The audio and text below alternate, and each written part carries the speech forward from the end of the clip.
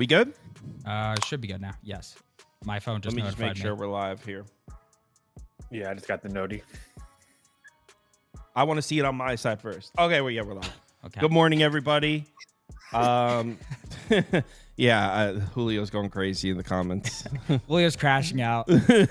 For those of you that know him, you're laughing right now. That guy's fucking out of his mind. Happy Sunday, everybody. All right.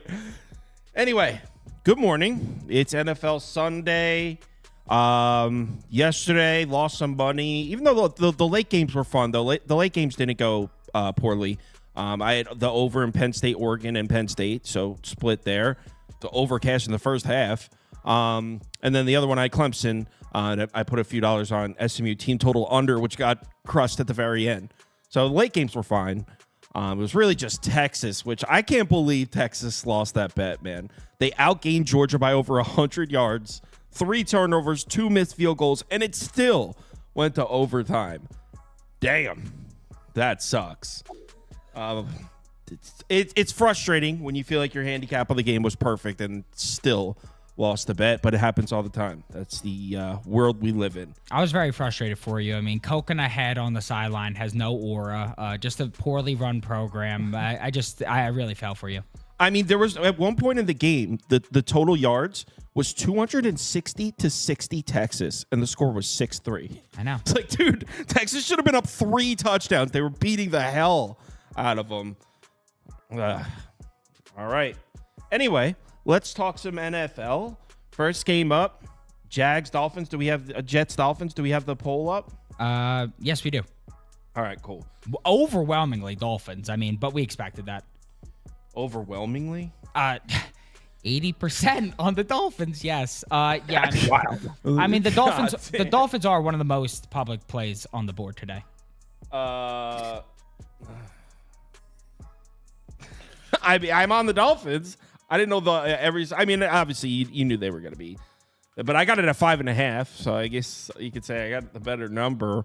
There's no Breece Hall for the Jets. The Dolphins have been shutting down the run anyway. So I mean, if Aaron Rodgers finally picks a day to come out and just show out, maybe. But I mean, he does have some nice looking numbers against cover 2. Dolphins run some cover 2. I guess it's something, but as a whole, I mean, this Jets offense, this Jets passing attack has been trending in the wrong direction for 3 weeks. In their last 3 games, they're averaging 5 yards per pass attempt. That's awful. 5 yards per pass attempt in their last 3 games, under 174 passing yards per game. So it's just not working right now. And with no Breece Hall, it's Aaron Rodgers, Devontae Adams, Garrett Wilson. Like, there's talent there. So maybe, hey, this is when the Jets passing attack shows up. But if it doesn't, Dolphins should win comfortably, because on the other side of the ball, the Jets defense, since firing Robert Saleh, that is crazy, the drop-off. We know the Jets to be this good defense. Since firing Robert Saleh, they're one of the worst defenses in the NFL. Not just against the run, they're getting cooked through the air as well.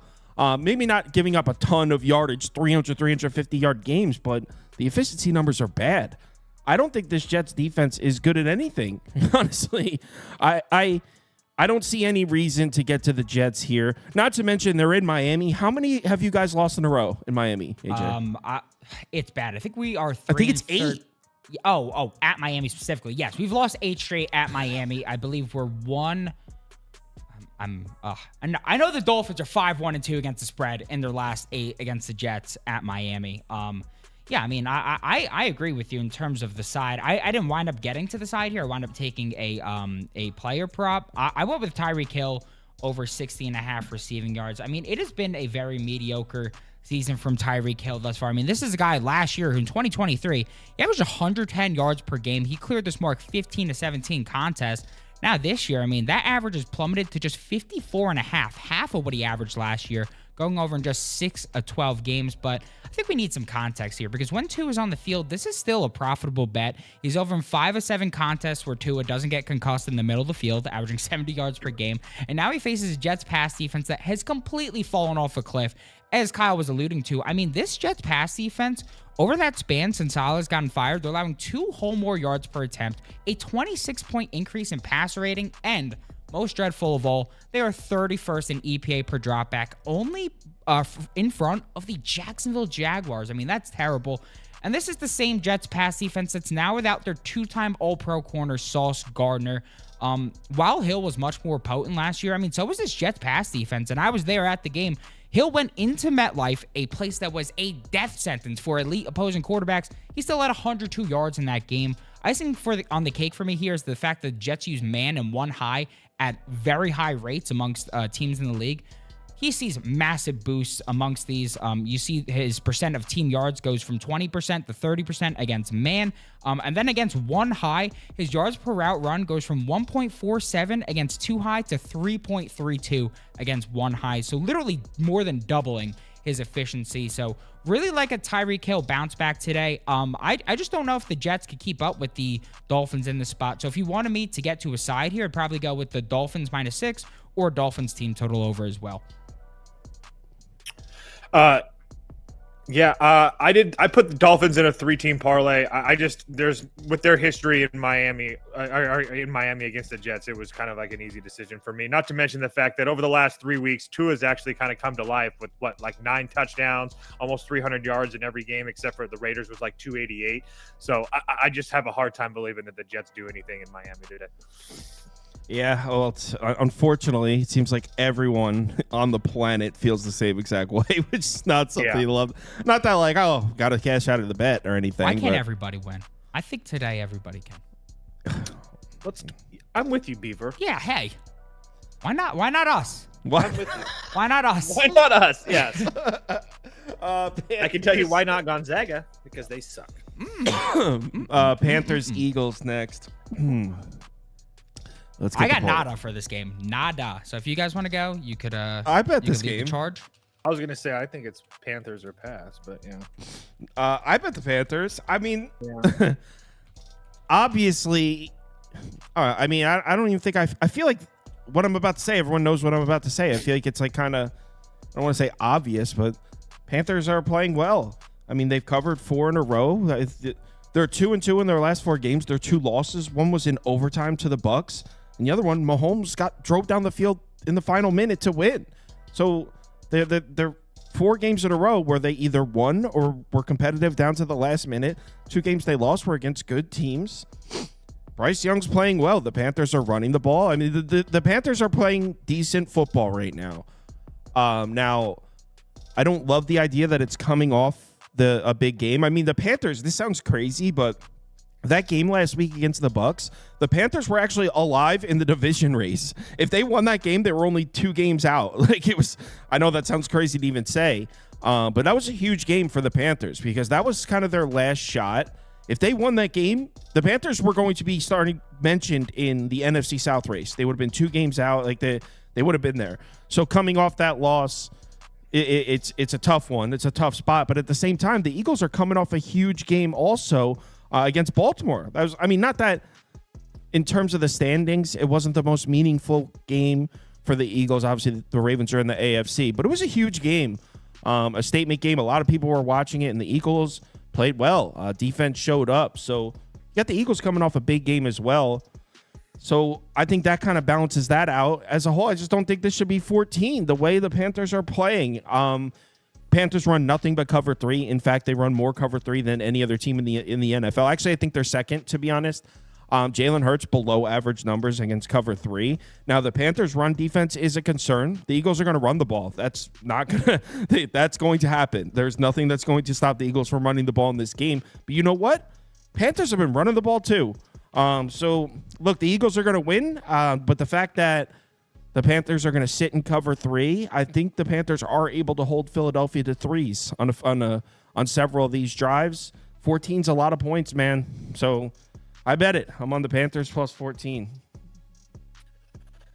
It would be Panthers or pass as far as against the spread. I think the Eagles win this game, but I will say, obviously Bryce Young has been playing better, but from what I'm seeing, he's facing an Eagles defense that's one of the best against opposing passers in the league, not to mention the fact that the Panthers rank 31st in run defense DVOA, so Saquon Barkley should have himself a day trying to get that, Offensive Player of the Year award, maybe even the MVP. So it would be only Carolina plus 14. I wouldn't lay 14 with the Eagles in this spot, but yeah, I do think the Eagles win. obviously. Let's move on. Cleveland, Pittsburgh. This is a fun one, the first matchup. All right. We got Steelers, Browns. This one's in Pittsburgh. I do have a bet on this game. I have... Oh, God, this sucks. I have a teaser. I hate myself, dude. I was so pissed off last night about Gonzaga losing. I couldn't even talk shit about you betting a teaser. It's disgraceful. I hold myself to a higher standard as a person, and as soon as I saw it, I was like, "Oh, I wish I had the energy to do this right now." Ugh, disgusting. To be fair, you've placed some ugly goddamn teasers this year. I think this is the least disgraceful teaser you've placed. No, it's bad. Okay, all right. Well, I wanted to at least make you feel a little bit better, but all right. This is like when you see someone place a bet like this, you send them a text, be like, "Yo, bro, is everything cool at home?" Things are right at home still. All right, so yeah, this is my Need a guys' night out? Yeah. Yeah. All right, this is this is my bet that I actually placed. This isn't a graphic for the show. I actually have money on this. I have this teaser. Steelers -1, Bucks -0.5. It's one of those 6-point teasers. The Wong teasers, as they're referred to, as the kids call them. All right. So I know that we bet the Browns on Thursday Night Football in that snow game. It was awesome. Everyone hated it, and it cashed. We all celebrated as a group of friends. I don't really like this matchup as much going on the road to Pittsburgh. First of all, the Browns never win here, like ever. 31-3 in their last 34 trips to Pittsburgh. 31-3. The Steelers are also 23-11 against the number in those trips. So historically, the Browns just don't play well in the city. That's to start. Also, if you remember, when in that Thursday night game, it was in Week 12, I had pointed out a few matchups for Jameis Winston that I had liked. Number one being his numbers against single high safety looks, because that's what the Steelers run a lot of. His numbers against cover one, because the Steelers run a lot of that. If you look at those splits now, they've begun to fall. Like when we looked, I don't know if you remember the video I put up, but he was like first in passer rating against single high safeties and third in passer rating against cover one. Well, now he's like 14th and 18th. So now that we had a small sample size and we have more data, starting to learn that Jameis Winston is not the best quarterback in the league against cover one. Shocker. So the splits don't look as good now. Also, what we saw the Steelers do in that Thursday night game is run a shitload of cover three. They ran cover three, I think it was like 43% of their defensive snaps. And Jameis Winston's numbers against cover three are pretty bad. I don't think – I know everyone's loving Jameis Winston right now. I mean, last week was cool. The Broncos, Broncos defensive touchdown. I mean, Jameis Winston gave me everything I asked of him. But the truth is, he dropped back to pass 58 times. 58 times. If he drops back to pass 58 times in this game against the Steelers pass rush that now has Highsmith back, the Steelers defense might score 4 touchdowns. So, I mean, I think the Steelers are going to beat the shit out of them, if I'm being honest. Not to mention, we didn't even talk about the other side of the ball. Yo, are we going to mention that this might be the best Steelers offense we've seen since Le'Veon Bell? Like, the Steelers offense looks good as shit. The Browns run man coverage. The Browns run cover one. Russell Wilson's one of the best quarterbacks in the league against those coverages. Now, I don't love how I feel like I can't trust the Steelers' run game. It's not efficient, and I mean, like, it's just not something I can hang my hat on, because they don't have a run game I trust. But Russell Wilson against the Browns, I mean, I know the Browns defense tends to show up for these games, but if you just look at their numbers, they're giving up like 30 points a game, this Browns defense. So, yeah, Pittsburgh. I put it in a teaser because I'm a schmuck. Wow. That was something. Yeah, I mean, if I had to lean anyway, I'd probably lean with the Steelers too. I mean, I feel like that line's that high for a reason. On top of that, I mean, yeah, I just think this is a nice matchup for the Steelers. I kind of feel like Jameis almost blew his load in that game. Jerry Jeudy, I feel like it was an emotional game for him. Jameis Winston, despite the picks, I mean, otherwise, I mean, he was throwing that ball into some tight goddamn windows, and he looked phenomenal. So, Yeah, I could definitely see a step back for him. Also won that first matchup. And as you previously explained, the Browns, when they face the Steelers at home, phenomenal history historically. But when they go to Pittsburgh, they tend to shit the bed. So I do like that. I'm going with my guy, George Pickens, in this matchup. Yes, he tweaked his hamstring. Yes, there's some wind concerns. I really don't give a rat's ass. Greg Newsome, who? Him and Greg Newsome got some beef. They were fighting on the field after the last game, in the snow, in the stands. To put it simply, I just don't think you could hold George Pickens under this line twice. I feel like the only reason we're getting this line is because A, he tweaked his hamstring in practice, and he flew under his previous matchup against Cleveland. But last week, since he threw at him a ridiculously tough look, they put 68.3% of his snaps coming against too high. For reference, the Vikings lead the league this year at 65%. That's over 5% more than the next team. And still in that game, Pickens managed to go over this total. Now going to face a Cleveland defense that is third in the NFL in one high covered frequency this season at 63.5%. And why is that important? Well, George Pickens is, I guess to put it in lesser words, a god against one high. 40% of his team's yards come against one high.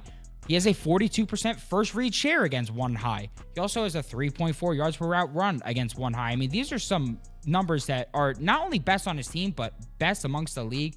And Pickens in that last game against Cleveland, he had 4 receptions.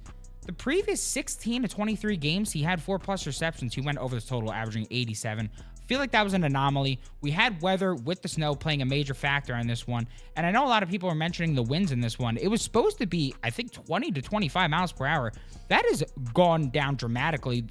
Right now, I'm seeing only 10 to 15 miles per hour to start. By the second half, it's supposed to be significantly lighter here. And Browns have struggled against wide receiver ones all season. They're allowing the 3rd most yards per game, the 30th in DVOA against wide receiver ones. They've allowed 16.4 yards per reception to wide receiver ones this season.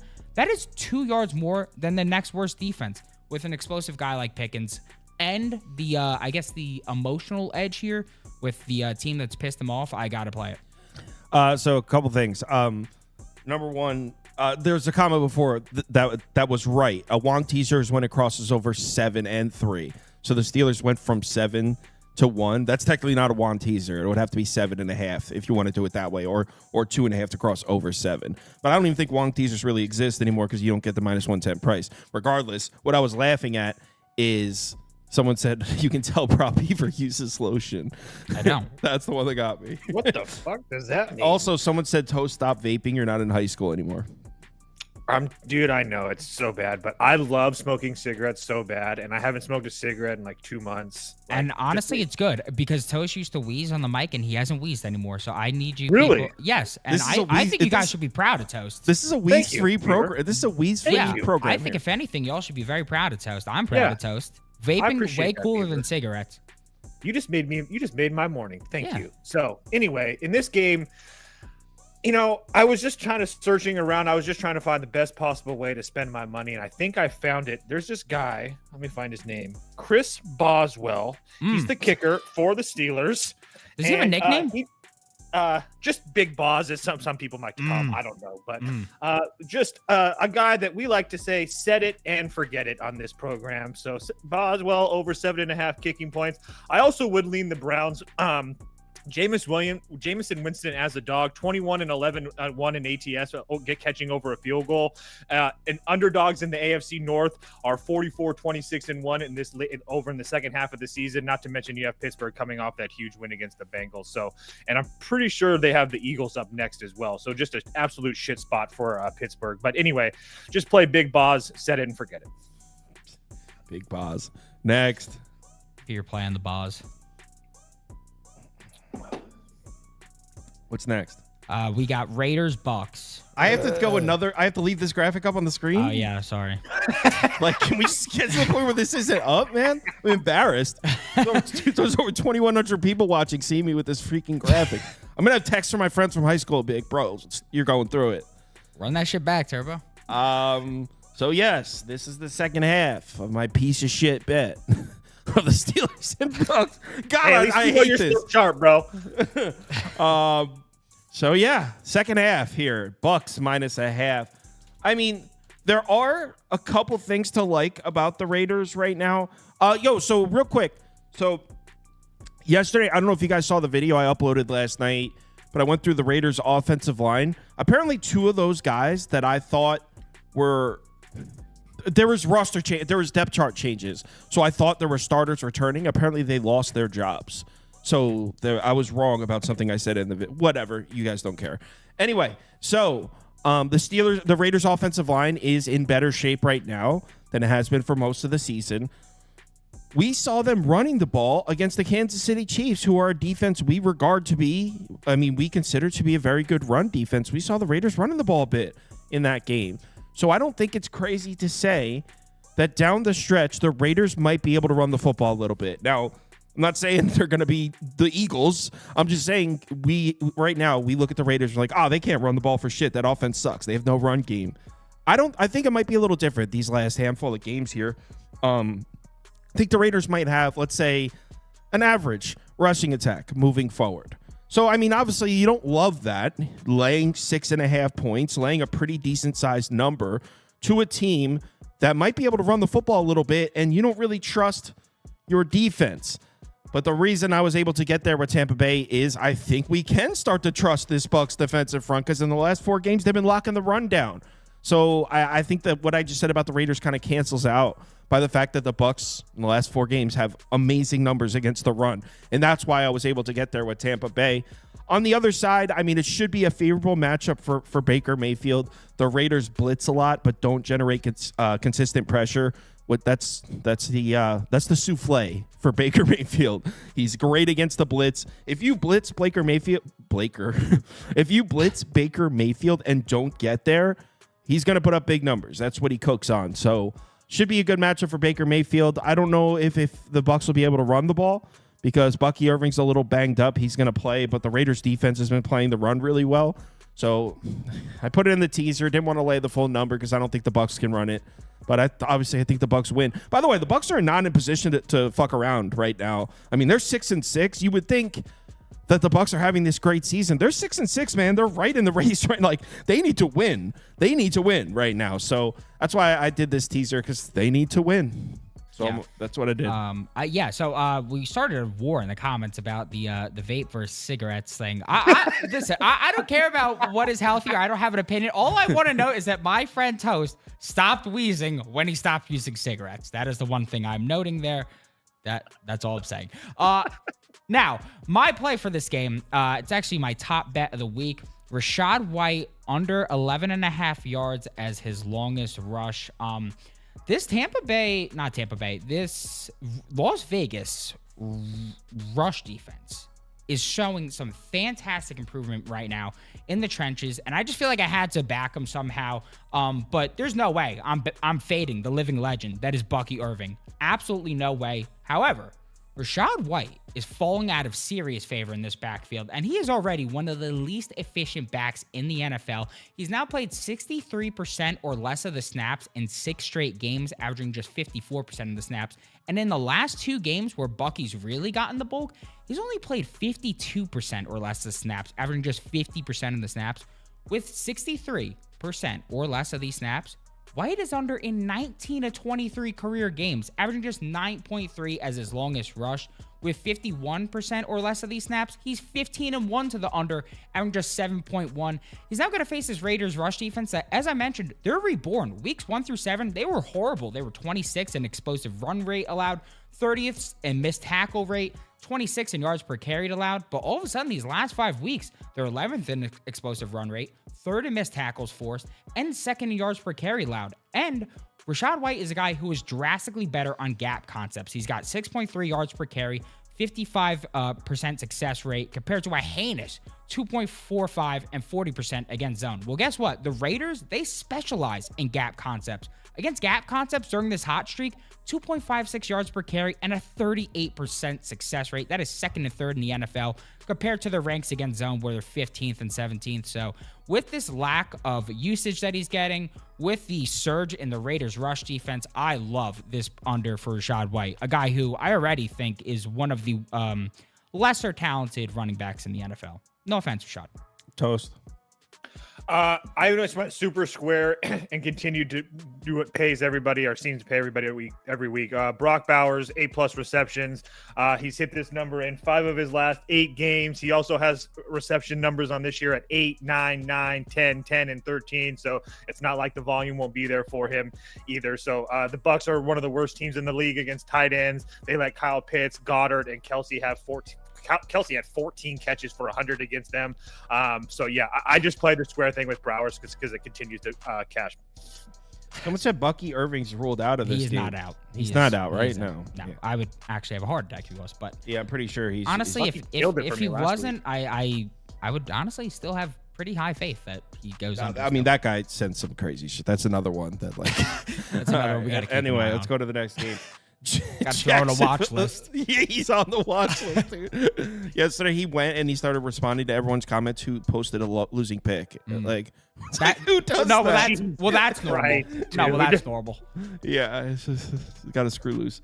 All right. So Jacksonville, Tennessee. I actually put a bet down in this game.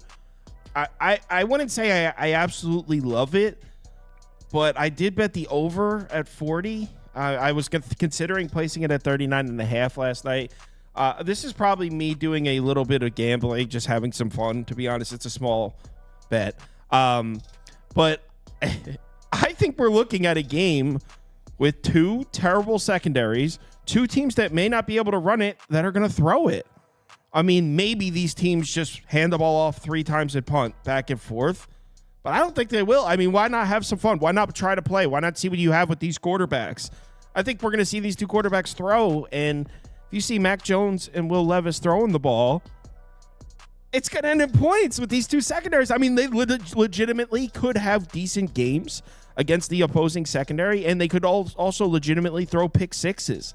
I just think 40's too low. I mean, it's I don't want to talk about this game too long because I don't love the bet, but I'm seeing Mac Jones and Will Levis against bad secondaries. Like, anything could happen.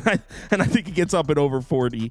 I know Will Levis doesn't have the best numbers against man coverage, which is what Jacksonville runs, so that's obviously not ideal. That being said, the Jags man coverage doesn't belong in the same sentence as the rest of the league's man coverage because it's next level bad.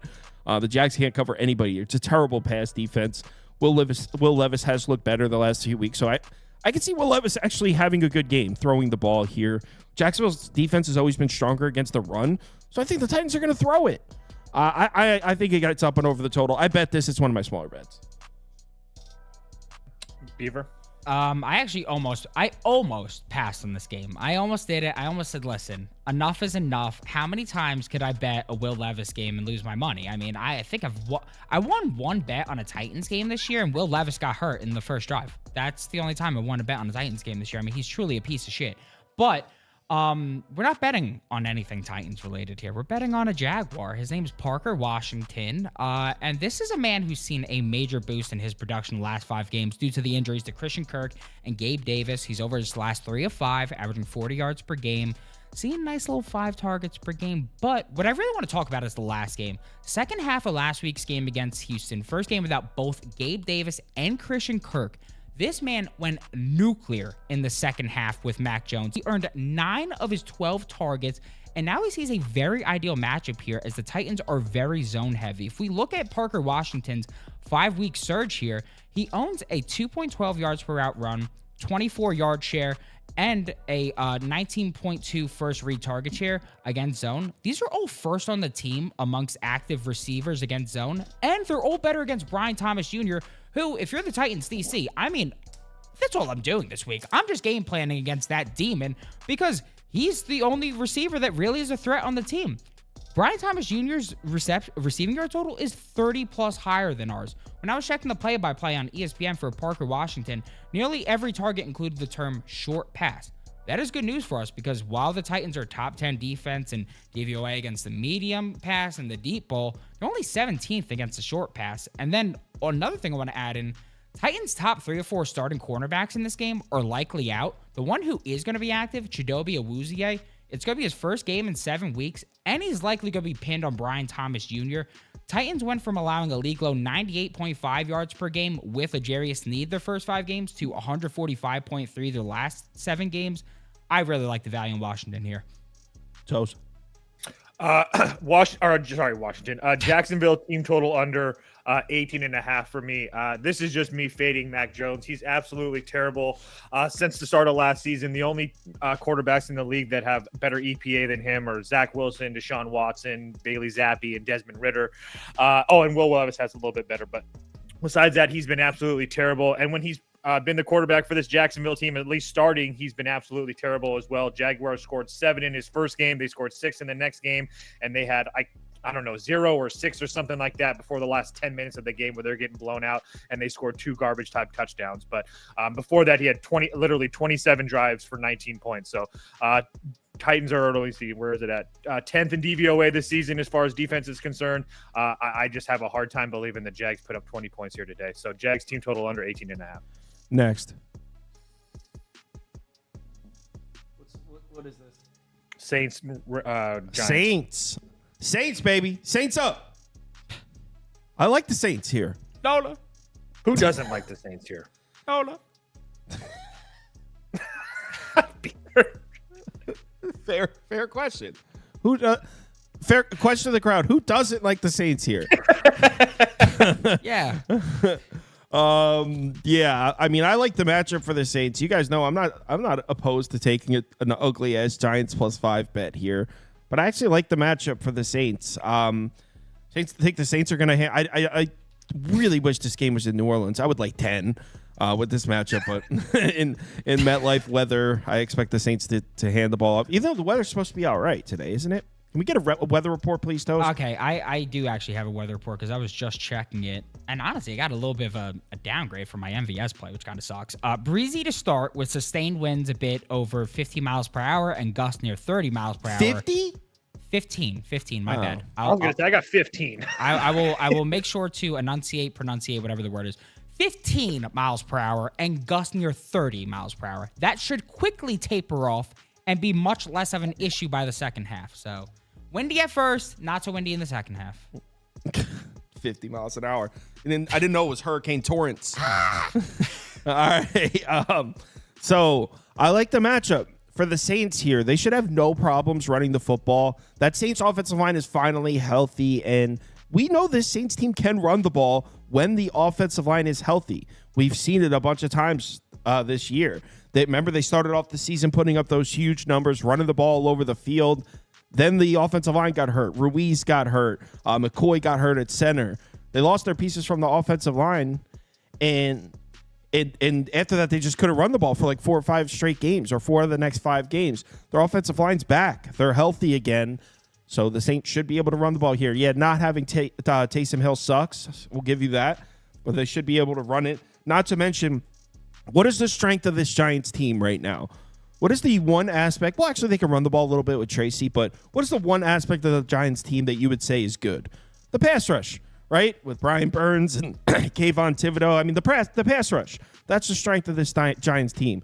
Number one, they don't have Dexter Lawrence. And number two, that's what Drew Brees is great at, getting the ball out quickly. He's good at neutralizing a pass rush. You won't hear me sitting here telling you Drew Brees is some elite quarterback or anything, but he is good at that. He does get the ball out.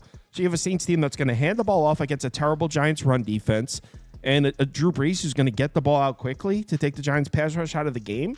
Sounds like a great matchup for the Saints to me. Now, on the other side, Giants are definitely going to hand the ball off to Tracy, and the Saints run defense is not good. So I'm a little concerned with that, but as far as Drew Lock trying to make throws, I'm good there. So yeah, I think the Saints win, but this by 7+. I'm on the Saints. Wow. It looks like every single person in the world is on the Saints. Wow. So somebody who wasn't joking, George Pickens is actually inactive. Oh, God damn. Wow. Damn. That blows. I mean, honestly, from my prop perspective, I guess I'd rather a guy not play if he's not feeling good. So,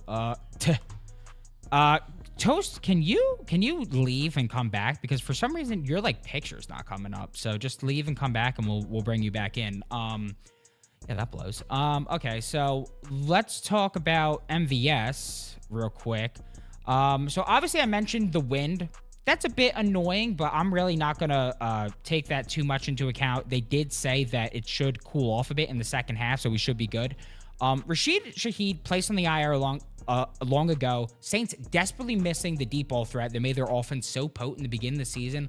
Little did they know they'd find him on the streets of Buffalo. As over his last 3 games, we've seen MVS do some numbers here.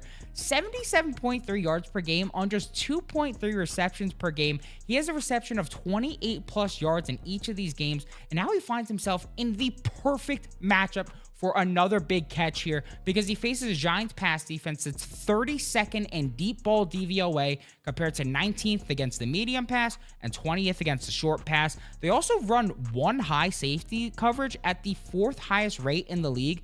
You want to know what MVS has done against the 1 high over the last 3 weeks? Well, he's got a 44% air yard share, a 42% team yard share, 5.2 yards per route run, and he's averaging 38 yards a catch with 3 touchdowns. The dude is sunning 1 high right now. Some may be concerned about the Giants pass rush, but Kyle just mentioned it. Saints O-line is at the healthiest it's been all season, and the Giants defensive front is the most banged up it's been all season. So I really like MVS to connect on another deep shot here. With a reception of just 20 plus yards, which is well under his longest reception prop today, MVS is over 21 of 24 games since 2024. Since 2021. So I really like this one. Let me add Toast back to the stream and see if he's got anything for this game. Yo, so apparently I said Drew Brees. Wow. Yo, to give you an idea of how this morning's went, I slept through my alarm. I was up real late. I was up to almost 5 in the morning last night, and I slept through my alarm. I woke up to Prop Beaver slamming the front door. That's what I woke up to. So I woke up and my alarm was going off, and I heard like, wow, on the front door. Yeah, I was almost That's how I woke up Pinky, this morning. Folks. All right, Toast, go ahead. I tailed you with the Saints. All I can really add is the fact that I do think that the Saints have something to play for here. I mean, they're not dead to win their division. If they were to win this game, Atlanta's a big underdog in Minnesota, and it's not like Tampa Bay is a team that we can guarantee to win games all over. So if a lot of things happen, the Saints can still win their division. So again, I play the Saints just because the Giants are just in an absolute free fall. All right, next game. Someone said Prop Beaver with the police knock. Yeah, dude, it was louder than a police knock. I did regular police knocks, and then I came crazy. I brought the barricade out. All right. Falcons, Vikings. I still don't have a bet on the game. I'm open to suggestions. Let me start off here. Oh, this is the one where you think. Yep. I actually have to take a piss real quick. I think the Falcons actually have like a real shot at winning this game. And it needs to come on the back of Bijan Robinson. Normally I'm on the other side of this bet. Cousins has looked like absolute dog shit. The Vikings rush defense has allowed the fewest rush yards per game, the 3rd fewest yards per carry. The books have a rush yards line set for Bijan that he's flown over his last 6 or 7 contests, averaging 85 yards per game. So why do I like his over here? Normally this is something I stay away from. But Ivan Pace Jr. is out for this matchup, and I learned the hard way that last week, this guy's a massive part of what the Vikings do in the run game. I mean, Trey Benson and James Conner, who were ice cold entering that matchup, they averaged 4.4 yards per carry. They also had 88 yards on 20 attempts. The previous 4 games, the opposing running back position against the Vikings only had 36 yards per game on 2.82 yards per carry. So it just shows how good Ivan Pace is at stuffing the run. And let's look at what Bijan Robinson specializes in. He is the best, arguably the best zone running back in the NFL. He attempts zone looks at the highest rate in the NFL. He has the highest zone rate success rate in the NFL, and he's 8th in yards per carry against these looks. Well, the Vikings defense is significantly worse at defending these zone looks. They're 2nd in yards per carry allowed to gap concepts, but 16th against these zone concepts. And if you look at this Vikings rush defense that supposedly is one of the best in the leagues, I have to really ask myself, are they truly legit? Because they've faced 5 offenses in the top 13 of rush DVOA this season. Against those opponents, they're allowing 120 rush yards per game and 4.66 yards per carry. Opposing starting running backs 4-1 to their rush yards over and their rush attempts over. Meanwhile, the 8 other offenses they faced outside the top 13 of rush DVOA, they've completely shut down. Opponents averaging just 54 yards per game, 3 yards per carry, and they're 7-1 to their attempts and yards under.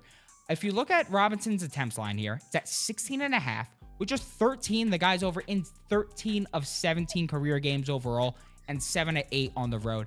The Falcons do not want to put the ball in Kirk's hands here with the amount of pressure he's going to face. I think we see a very ugly, slogged down game, just like we saw last week, where the Falcons hand the ball off to Bijan at an unholy rate, and we get over this total here. Yeah, so I obviously I missed the beginning of that, but he gave me that whole spiel about 25 to 30 minutes before we went live. So I already know what he said. He thinks Bijan Robinson's going to run the ball. I mean, you got to think after what happened last week, after the way Kirk Cousins has looked recently against Brian Flores in those blitz packages, you got to think if you're the Falcons, you're like, dude, we need to make sure that he doesn't have the ball in his hand. So I get it. It does make sense. What about an under here?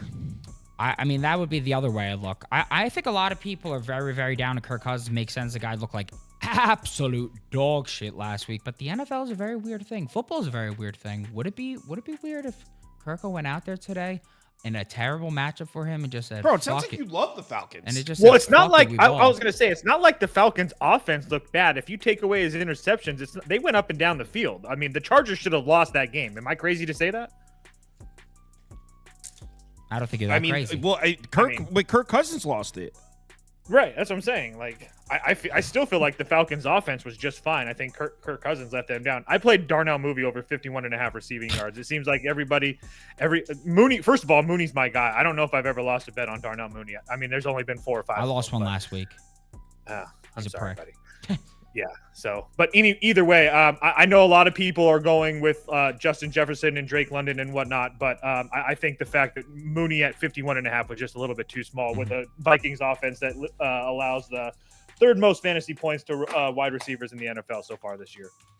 To add to your thing, the Vikings run too high at one of the highest rates in the league. All of Mooney's stats go skyrocket against too high. So I mean, but here's the thing. Fantastic matchup for him. Here's the thing with your Falcon. Now I know you didn't specifically bet the Atlanta Falcons. No, I'm betting on Bijan. I that's cool. I can get on board with that. If you're betting the Falcons, got to be worried about Kirk Cousins' numbers against the blitz, against pressure. Against the blitz, yes, but the thing is with these websites, I mean, you see differing numbers on different websites. Not just the blitz though, because the Vikings are coming, like they're against pressure in general. Come. They could try. They could try. They're gonna get there, dude. They could try. Kirk Cousins, man. All right, put up under. Should I bet this? No. Doesn't sound like you should. I'll do it. How about this? How about this? After you type under there, I want you to put up a poll. Should Kyle bet under 46? And I'll do what the community says. I'll bet it right here. You can get 47 on Caesars. I feel like I keep seeing the total move up, and I feel like that is telling me you should have bet the under. Nah, I don't care about that. Oh, okay. Should Kyle bet under 47? Yes, no. You get a 10-second poll here. 10 seconds. I mean, Sam Darnold against zone isn't that crazy either. And I mean, that's a good point, Cheeseburger Ed. He was not planting last week. I think they're going to inject him extra silly this week against the Vikings. I mean, he's going to get double the amount of injections as normal, and we're going to see him plant better than he ever has. So now you think Kirk can plant? I mean, see, listen, it's just you have to just read things, right? It's the spot. It's the plant he either spot. plant or he can't. No. I came up with the plan, and I'm gonna come up. Well, when we were talking about the Eagles game, I was pretty hard on the plant stance, and I'm gonna go. You've backed off the stance. You've since backed off the stance. I unplanted from the. All right, plant. I'm betting it. Next. All right, let's go to Seahawks Cardinals. Let's get into it. Yeah, I mean, I am on the Hawks in this one. So is Prop Beaver. We're a Hawks program today. Yes, sir. So, I mean, first of all, you can go with some historic trends. The Seahawks own this team. I believe they're 9-1 in their last 10 trips to Arizona. 9-1. I believe they've beaten the Cardinals 6 straight times now as well. In some of these division rivalries, there's very one-sided. Like the Cowboys own the Giants. The Jags own... Which one do the Jags own? Jags own the... I think the Jags own the Colts at home. And then the Colts own the Texans. Or like there's there's the AFC South has one. It's just very one-sided, and that's this. All these games go under in this series too. Like okay. A lot of them are heavy unders. Heavy unders. So I got a full +3. I guess our graphic says 2.5. But yeah, so the Seahawks own the Cardinals. That's number 1.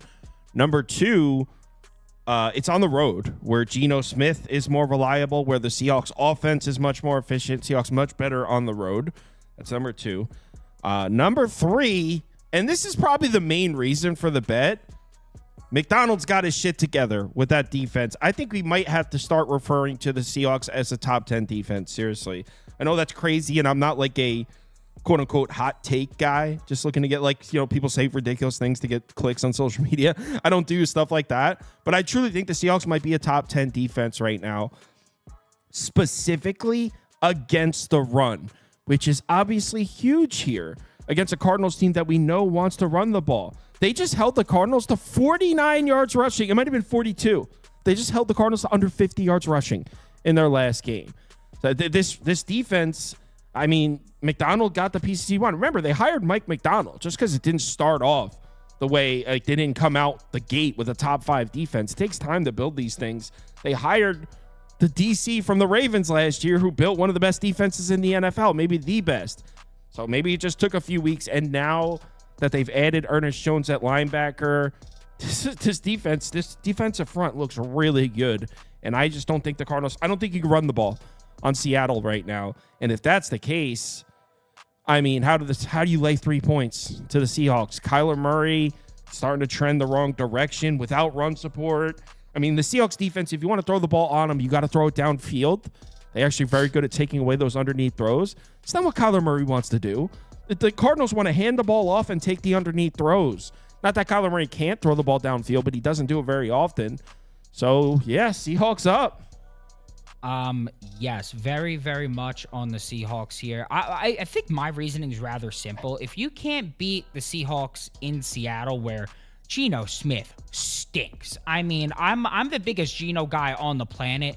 That dude stinks in Seattle. My Christ. I don't know what it is. The dude can't play. I don't know if it's the gray skies. I don't know if his coffee's extra shitty there. The dude can't play there. He's ass in Seattle. So if you can't beat him there, then I don't really know if you're going to beat him at home, beat him on the road. He's just simply so much better on the road. And then on top of that, the history, the Seahawks team is phenomenal in Arizona. As Kyle said, what are they, 9-1-1?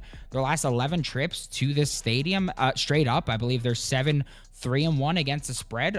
So yeah, just a spot that I love. I believe even as an underdog against the Cardinals, I believe they're 7-1 straight up in their last 8 against them. So just have pretty much owned this team. And then in terms of the matchup, yeah, Kyler Murray, terrible against man. Seahawks have dramatically increased their man coverage rate as of late.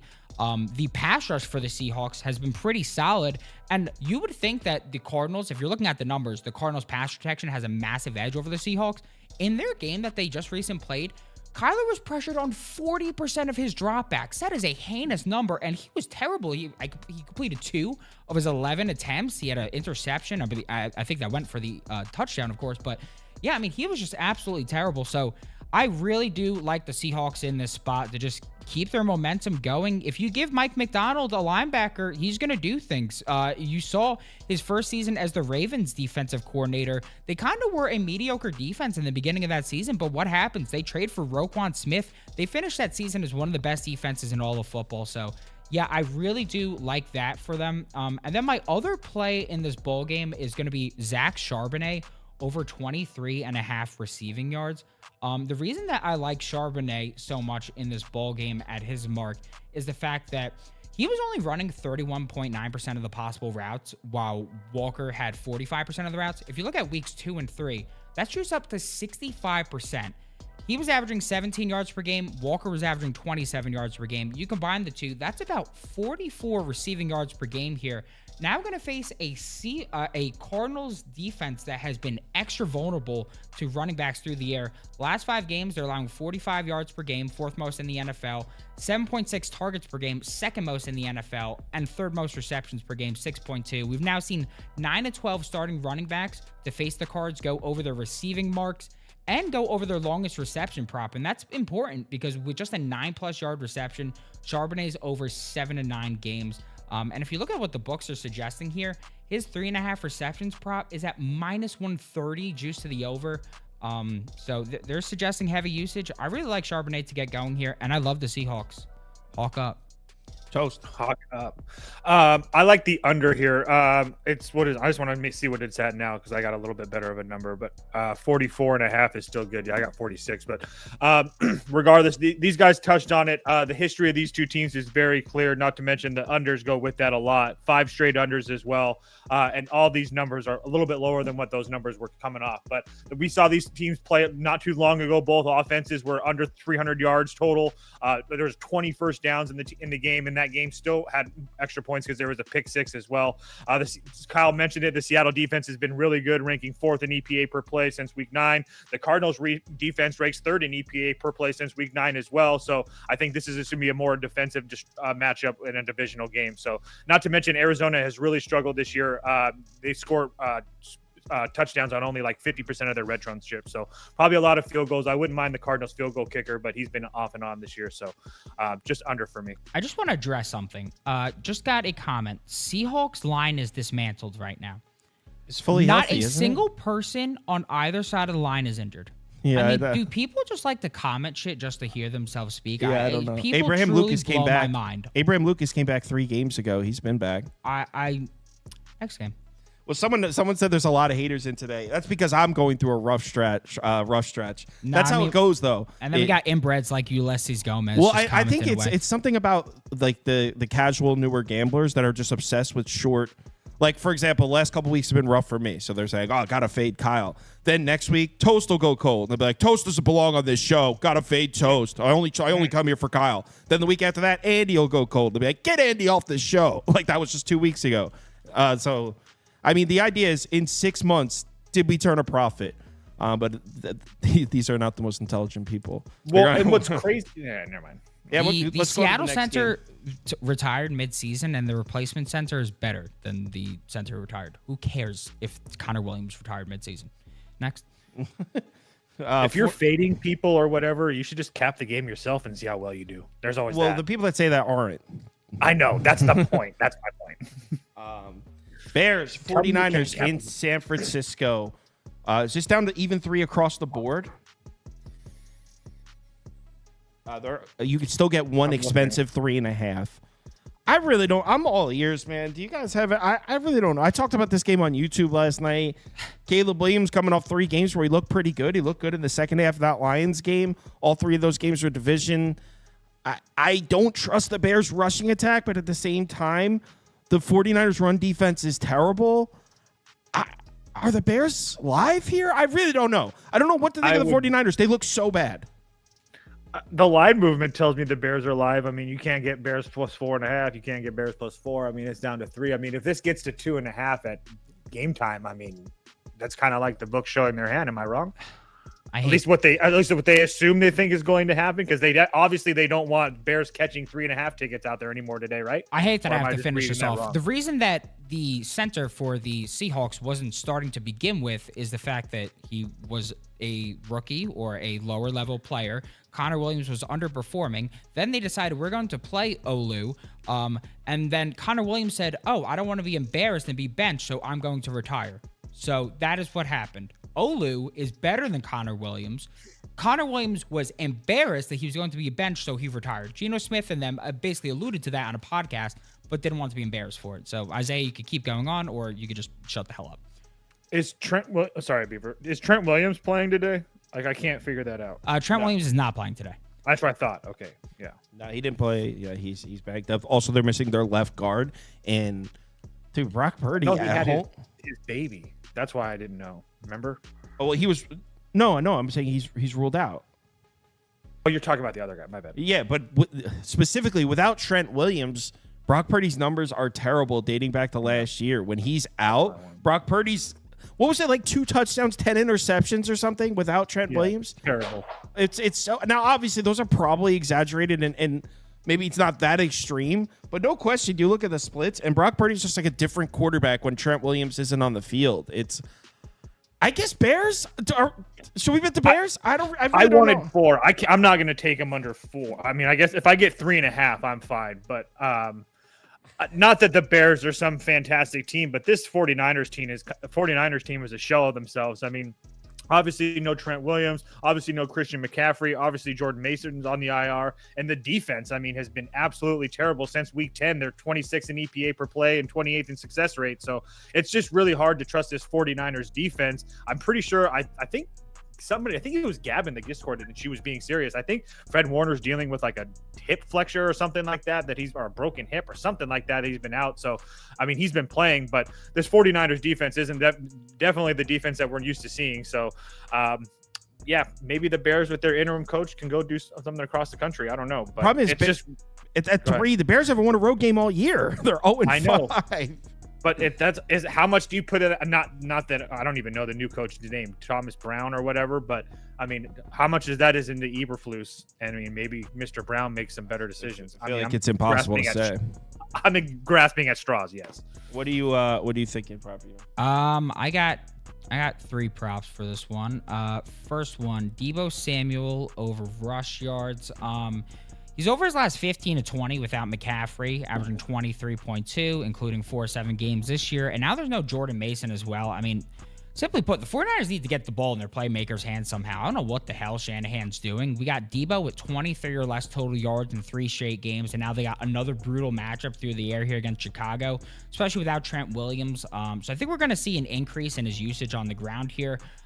Bears' rush defense has been heinous on the ground, 28th in yards per carry, 30th in DVOA. So if they're not going to get him involved somehow here, especially in a creative way on the ground, then I don't really know how they're going to get him involved. So I do like Deebo Samuel over there in terms of that. And then I also did Purdy under 1.5 pass TDs, as well as Purdy to throw an interception here. Just basically a pure fade of him without Trent Williams. I believe it's his TD to interception ratio in games where Trent Williams played 50% or less of snaps was 3-9 compared to 28-2 when he was fully healthy. So yeah, just simply put, yeah, a guy that I need to fade in this spot. I love Brock Purdy. I've been a massive advocate of him. I don't think that it's just a situation that he's in that makes him a good quarterback, but it is very clear that without Trent Williams on the field, he cannot handle pressure. I mean, last week, he only had 5 dropbacks under pressure. He only attempted 2 passes. Both of his passes were turnover-worthy plays. And that was against the Bills' defense. It was 100%. It was 100% turnover-worthy play rate. Yeah. 100% turnover-worty play rate. Yeah, and now this is a Bears pass rush that's, in my mind, significantly better than the Bills pass rush. So, yeah, I just think it's going to be tough. All right, let's move on. Also, I want to say it's a fractured ankle for Warner. Gab was throwing out misinformation. You know what?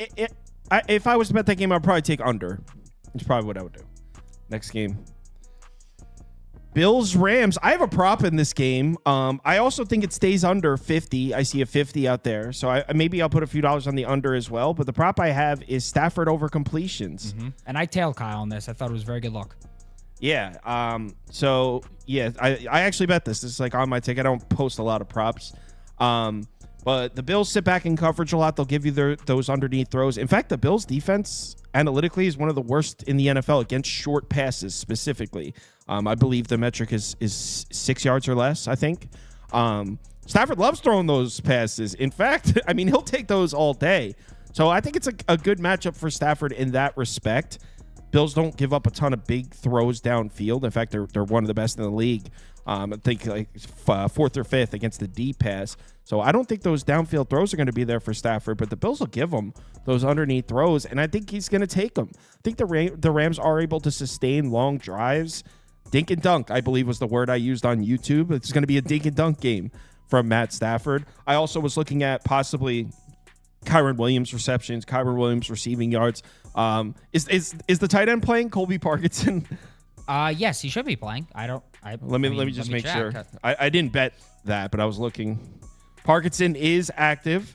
The reason I'm saying that tongue in cheek, we have a thing that breaks down a receiver's production by short pass, intermediate pass, deep pass, so you can see where that receiver is doing their damage. And Colby Parkinson has 180 yards on the year, and 169 of them were short passes. All he does is catch short passes. But anyway, yeah, I'm on Stafford over completions. I also think the Bills could. Well, I mean, they should win the game as well. So maybe you get the Rams playing from behind too, with one of those drives where the Bills are up 10. Stafford gets the ball back with 8 minutes left. They need to get down the field. He's just going to 4 yards, because the Bills are going to sit back up 2 scores. They just don't want to give up the big play. I think I think there's multiple avenues to this bet cashing. So yeah, I like it. I like the bet. I like the prop. Stafford over completions. Yeah, so just want to address a comment. Pentrick, yes, Pentrick. I do see the Pickens is out. Thank you for letting me know. In that case, obviously, we just pivot to nothing. We get our money back. That's great. So Stafford over completions. Just to add, I guess, some data to what Kyle was saying. Before the snow game where Purdy played without his beloved Trent Williams, the previous 6 to 7 QBs to face Buffalo, they went over their completions line. So it's been profitable to take some completions over against Buffalo. And then with Puka, Stafford's over his last 9 of 11 games, including 5 straight at home, averaging 26 completions per game. You see his attempts line is super high here at 34.5 compared to what it's normally at. With just 30 plus attempts, this is a guy over in 10 straight games, averaging 26.7 here. And this is just something I noticed. I thought was a bit weird. We got Kyron Williams' rush yards line here at 68.5. This is a line he's flown over his last 9 to 10 opportunities. Now, I know I just recommended the Bijan over, that he's over his last 6 to 7, but that's against the best rush defense in the NFL on the road where Kirk Cousins looking like absolute dog shit.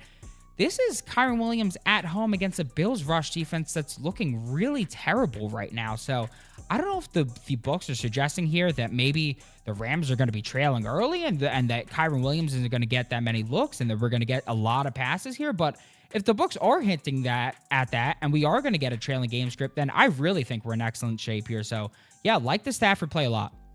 I also, Prop Beaver, can you type under on the screen for me as well? Yes. Because I also think I like both teams to sustain drives. I think it's going to be a slow game with long drives that are maybe held to 3s.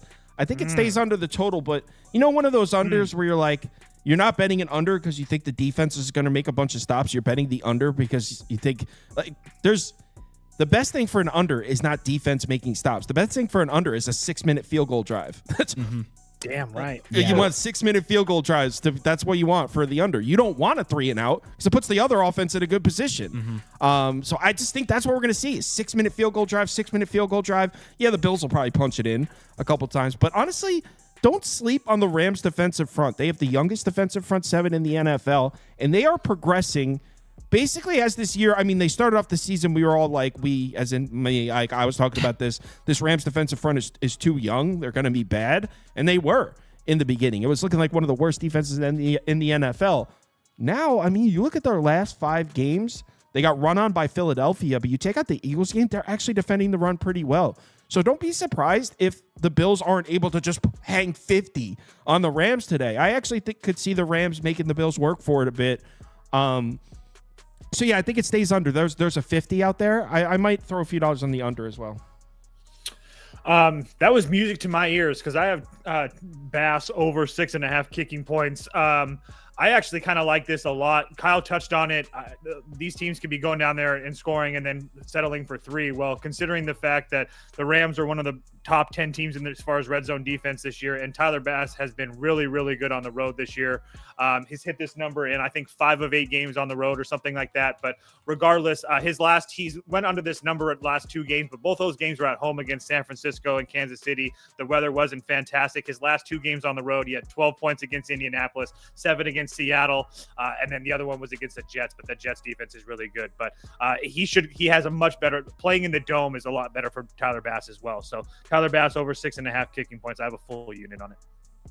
All right, next game. The grand finale. Someone asked if I would Bills alt line -6.5. I mean, no, but I actually kind of think it's a decent matchup for the Rams. The reason that I went with something like this is the Rams have the 49ers in like 72 hours.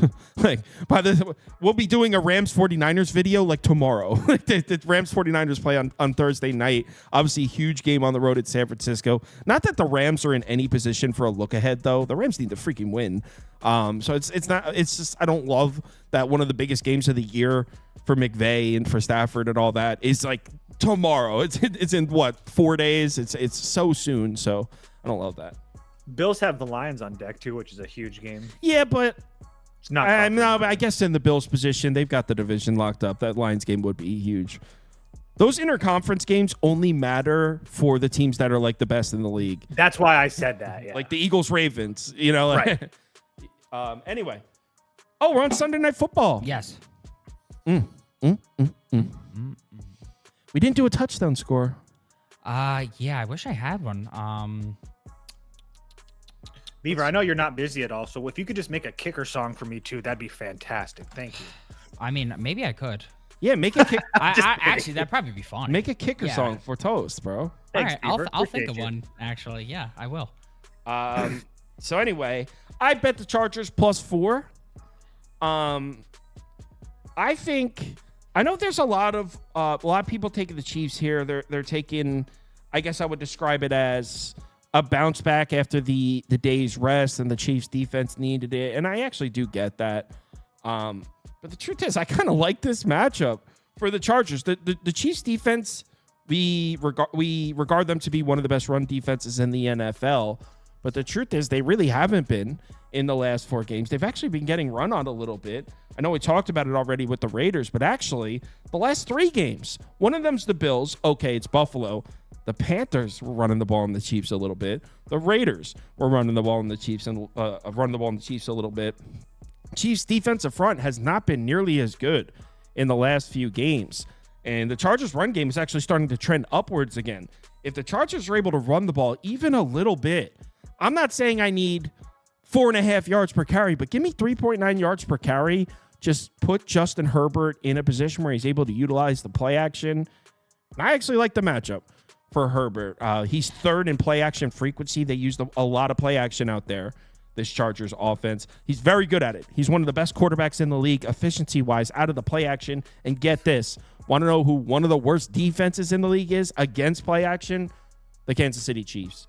They're actually 26 in opponent passer rating, 32nd in pressure rate, 32nd in big-time throw rate. So out of play action, the Chiefs defense gives up huge plays. Justin Herbert loves to throw the ball downfield. He loves to utilize play action. I like the Chargers offense here. I think they're going to have a favorable matchup. Now on the other side, I do think the Chiefs are able to run the ball, which puts Patrick Mahomes in a favorable situation. So by no means am I like, the Chargers are going to beat them up. Of course not. I actually could see the Chiefs winning in true Chiefs fashion. Something weird happens. They randomly have the ball with 1:15 left to win. We've all seen the story before. I think we'll see something along those lines. But I like the Chargers. And if I also kind of like it to go over the total. Like I said, I think the Chargers are going to put up points, and I think the Chiefs are going to come back and score a couple touchdowns in the second half. So I think it gets open over 43 as well. I do have a question for you, though. Ladd McConkey, true game time decision. Does that affect you at all? I mean, he kind of is the offense. No. He was practicing this week, too. So, I mean, I thought he was going to play. Okay. I knew he was questionable, but no, it doesn't bother me. So, for me, there's the old adage, if you give a mouse a cookie. And, I mean, Great book. Great book. You give a moose a muffin. I've read the whole anthology. It's fantastic. Listen, if you give Will Disley receptions, the guy's going to cash out for you in the longest reception market. It's quite simple. Fading the Chiefs defense versus tight ends all season has been a cash cow. Now we get Disley in a beautiful buy low spot because he had a goose egg last week. It was gross. I don't know what the hell that was about, but he had a goose egg. I think I don't think that's going to continue, especially with McConkey really banged up here. Chiefs against tight ends, they allow the most yards per game, second most yards per reception, and the most receptions per game. All but one starting tight end against the Chiefs have gone over the receiving yards mark. And that was Brock Bowers in a game where he went short by 4 yards with the entire defense's focus on him. Now we got Disley, who did have 0 receptions on 1 target last week, but headed into that goose egg, he had serious momentum. I mean, he had nabbed 4+ receptions his previous 6 to 7 contests, averaging 4.6. And for Disley to record 4+ receptions today, that's at nearly -150, -200. I mean, if you give him receptions, he's going to make a big play. With just 3+ receptions, Disley's over this line in 12 of 16 games since 2021. Why do I prefer the long receptions? Simply because he has a higher hit rate. If you go since 2021, he's over 12 of 16 games with the longest reception compared to 9 of 16 on the receiving yards mark. So I'm going to take the longest reception. If you, for some strange reason, don't have that market, just take the receiving yards. But I really like tight ends against the Chiefs. It's been one of our more profitable bets all year, and Disley's the man. So are you saying we should play the touchdown score song right now and rock a Disley ATD? I mean, maybe, but Terrell Bigelow, you said trash prop, Beaver, my boy. Homie with the big feet said that about Disley last time, and he had 3 receptions. All of them were 20+ yards. He literally typed out a 6-paragraph apology for that. Yeah, and I got a big apology about that. So all right, play the song. We're doing it. We're betting a Disley touchdown. Anytime, touching it down, scoring it, running around. It's the anytime, touchdown, scoring.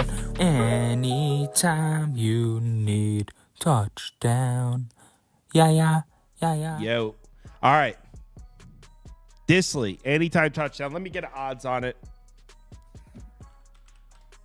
The last time we did that, Disley did score. Last time I did bet, he actually scored like immediately. Yeah, it was sensational. 325 average, 350 if you shop. 325 Okay. Disley touchdown score. All right, Toast, what do you like in this game? And let's do the community parlay and get the hell out of here. I'll just go really quickly. 2 plays. Chargers first half. Talk about cash cows. Chargers been a first half cash cow all year. 9-3 ATS. We've also seen this Chargers play this Chiefs team earlier this year. They were up 10-0 in the first quarter. They ended up in the half 10-7, so that's positive.